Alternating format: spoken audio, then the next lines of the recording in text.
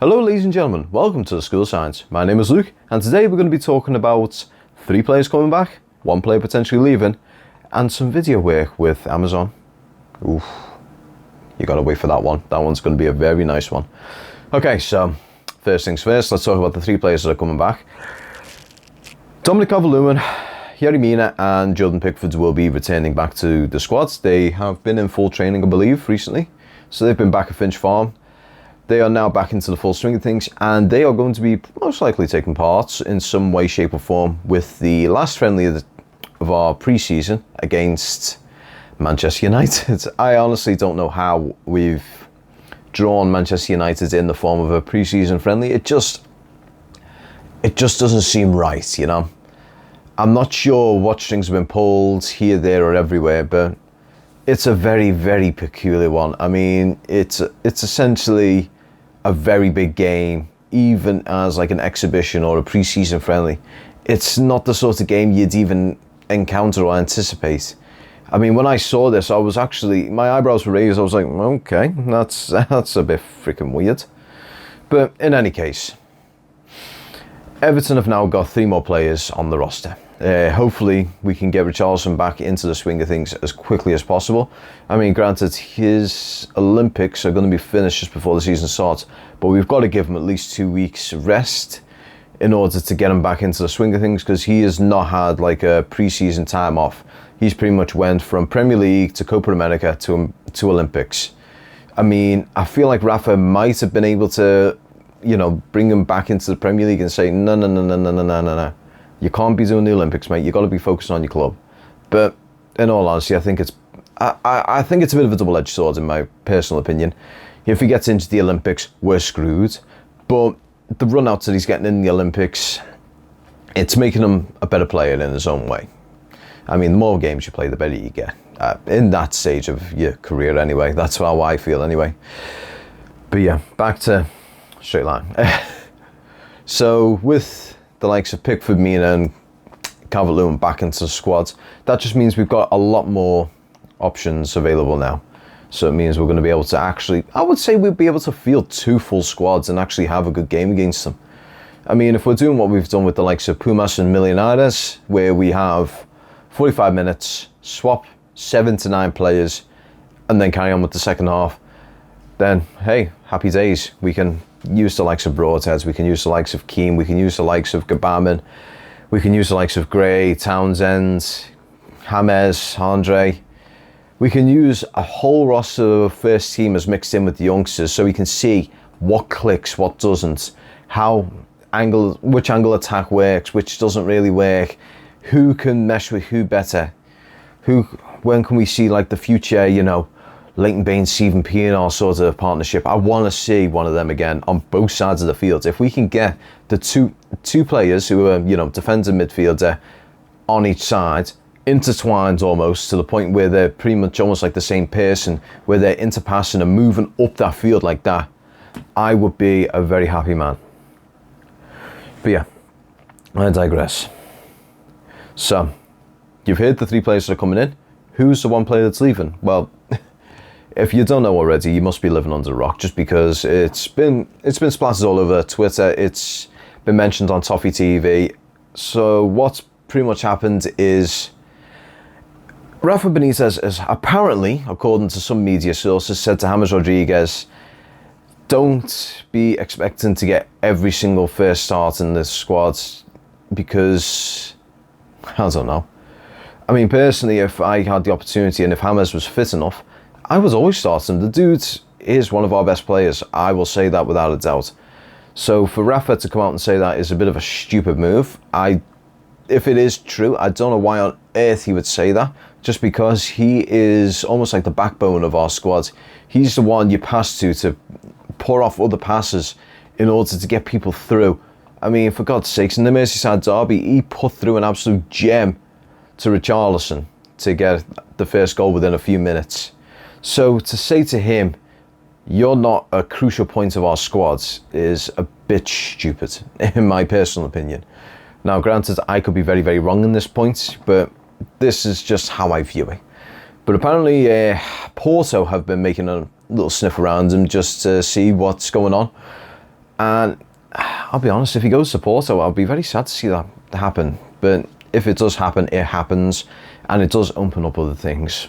Speaking of transfer news, apparently Everton have also been backing off Dumfries just because apparently he has been given, apparently it was his agent, apparently this one was his agent, who's the same agent as Marcel Brands, who has said he is not looking to leave and will need more money in order to coach them over. So from what I can tell, this is not Dumfries, this is his bloody agent, as usual. Agents are the absolute bane of football. I'm going to say that off the bat. I absolutely despise agents. Now granted, they are meant to be the people who are working the back lines, who are meant to be getting the players the best deal possible and all that. I get it, it's great. But the way they go about it is so snidey, underhanded and deceitful that it's absolutely disgusting. There have been players in the past who have been more than willing to go to Team X, Team Y and Team Z, and the agent has absolutely blocked them because their hand down is just not enough that they want. So you could have a player who's going from, let's say for argument's sake on this one, Barcelona to Everton. Let's say that, for 10 million. He's a good player, not a great player, but a good player. But his agent thinks he's worth 15 million because the cut-off that he gets from that would be a lot more than what he gets with 10 million. Let's say with 10 million, he gets 10 grand, but with 15 million, he gets 15 grand. Obviously not the case, much higher than that. I know that for a fact, but just the best way to put it. So what he will try and do is he'll try and push for 15 million. He'll try and push for 20 million. He'll try and push more and more and more. And Everton as a whole will turn around and say, no, we don't want that. And basically the agent will turn around and say, oh no, they didn't want to pay the 10 million. He'll basically make it out as if it was the club who have said that they don't want him, instead of it being, I wanted this much for you, and Everton have said no. So how they operate is absolutely disgusting. I really do not like it. And personally, I feel like players need to get the know-how on how football as a business works in order to kick agents out. Now, chances are I'm probably going to get a backlash for this, just because if you have a certain manager or a certain player in the club and they've got a high-profile agent, this can always work in your favour. I believe it was Nuno Espirito Santo. He was with one of the most high-profiled agents. I don't know his name off the top of my head, but he has links to some of the world's best players. Now, did that work in Wolves' favour? Not really. Now that he's over at Tottenham, that might work in Tottenham's favour because you have a little bit bigger, kitty to operate with. But with Harry Kane going, they could have a much more money to work with. Also, if you're not aware, Harry Kane may be leaving Tottenham Hotspur for Manchester City, and likewise with Jack Grealish. Now, if Jack Grealish goes, he's meant to be valued at 100 million. That means Aston Villa will be able to spend a lot of money on a lot of good players. Now, will they be able to make that work? Who knows? But quite frankly, if they lose Jack Grealish, that's one of their main crucial points gone. And it's going to be excruciatingly difficult for them to, build up from that. But I digress from all of this. I am going way off tangent here. I do sincerely apologise. Time to get back to the third thing. Filming with Amazon. What is that all about then, Luke? Well, before I properly got this channel kicked off, so around the time when I did my very first Bramley Moore video, it's the one with the very cringe-worthy music. I do sincerely apologise for that thing's existence. It was a very brief flyover at Bramley Moore. I was pretty much sitting in the biggest legal grey zone I could ever do in order to get the footage. And instead of doing what I'm doing right now, putting a little bit of commentary over it, talking about what's going to happen with the grounds and everything in the future, I put some music over it. I just found some royalty-free music, threw it on and thought, that'll do. No. I do not do that shit anymore. I am not going to do that sort of stuff anymore, just for the fact that I don't believe in that stuff anymore. I want to give people who watch this the best experience possible that I can provide. So that's why I'm the one who does the editing. I'm the one who manages social media. I do all of that stuff. So I make sure that the quality that is put out is to the standard I feel you guys deserve. That's why when you see the previous video, the post-match of Everton v Pumas that was done on my Canon 1300D, I put an apology down in the comment section below. I sincerely apologise for the quality of that video. That was absolute trash, and I don't expect forgiveness for that. It was absolutely woeful quality video, and it's never going to happen again. I'm never going to use that camera for videoing again. I love using it for photography, but for video, it is absolutely disgusting. I swear down, I am never going to use that again for videos. But speaking of Amazon videos, I'm going to be an extra. I actually couldn't believe it when I say this. It still seems a little bit surreal. I'm going to be an extra in a video that's going to be on Amazon Prime. I cannot tell you the title of the video as of yet. I'm not even sure whether I'm under NDA. I actually genuinely don't know whether I'm under an NDA agreement. But tomorrow, which will actually be tomorrow when this video goes out, I'm going to be at a pub. I can't say which pub again, NDA. I'm going to be wearing a white top, and we're going to be doing some filming. I believe it's going to be something along the lines of Everton fans preparing for a match, or Everton fans mingling pre-match. If that's the case, awesome. If it isn't the case, still awesome, because that means it's going to be something even better.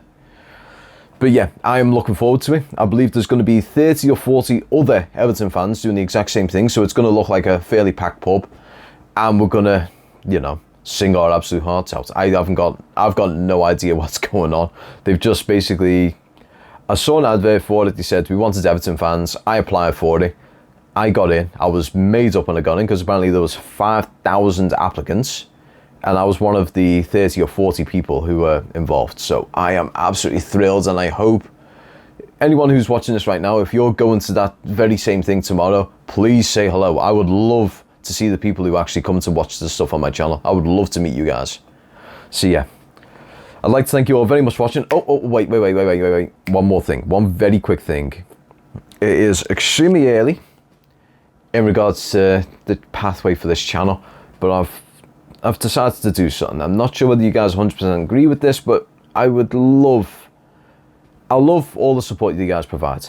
So, and I have actually had a few people message me saying, have you got a Patreon or anything like that? I've said no for the time being, just because I've never really thought about making a Patreon. I'm not really someone who asks for the money hands out, because I just feel cheeky doing so. But I've made a Patreon. I have made a Patreon. There's a link in the description below where you can see the Patreon. If you want to donate or pledge yourself, I think the only one that I've got right now is £1 and £3. The £1 one is essentially just what I call the cup of coffee.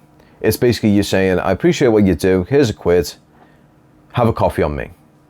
And that alone, I will hope most people who are willing to donate to me, donate to that. Because I really do appreciate you guys subscribing to the channel, watching the videos, leaving likes, leaving suggestions, leaving comments, just putting things like thank you so much, all stuff like that. That really means the world to me. But the Patreon is just there for those people who want to actually, you know, give some monetary stuff for me. Because in all honesty, the hardware I'm running off right now is 4 years old. I've got a Ryzen 1600 and a GTX 1060. This is pretty much my editing rig. I don't do an awful lot in terms of gaming, so this is essentially an editing rig. This is the rig I use to, you know, do everything. So all the videos that I edit and put together, that is what I use for it. And likewise with the drone stuff, all the drone stuff I do, that gets edited on there as well.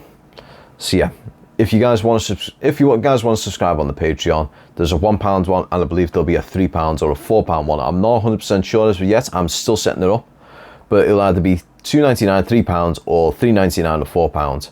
Now, the £1 one, like I said, it's just your way of saying thank you. It's just the cup of coffee patron sort of thing. So £1 a month to say, here, Luke, have a coffee on me. I appreciate what you do. The £3 a month one, though, is someone who's a little bit more dedicated. So as this channel grows, I'm going to start doing some live stream-esque stuff. So this just means, like, if ever we have You know, I'm trying to think of the best way to put this. Let's put it this. I'm never going to be able to go to 100% of Everton games. So, what I would like to do is occasionally we go live on Patreon and we watch the football together. Now, obviously, I can't show you the video of the football, but I can commentate, and I might have other people in who help commentate with me. So I have people doing back and forth. So let's say, for argument's sake, we're watching, we'll say Everton versus Aston Villa. As Everton versus Aston Villa. So I would be there, and I'll have another person with me. That might be another YouTuber, that might be just someone I know, might be a friend, might be a family member, but we have them there. The camera will be live, streaming all this, and we're back and forth as the game's going on. So we talk, we banter, we commentate, and we keep everything up to date. We talk, we banter, we commentate, we keep everything up to date. I'm a poet, and I didn't even know it. But yeah, so that would be what the mid-tier one is. Also, as an added bonus, you would also be mentioned at the end of every video. So this would be basically like a rolling credits as we're sort of seeing out this video.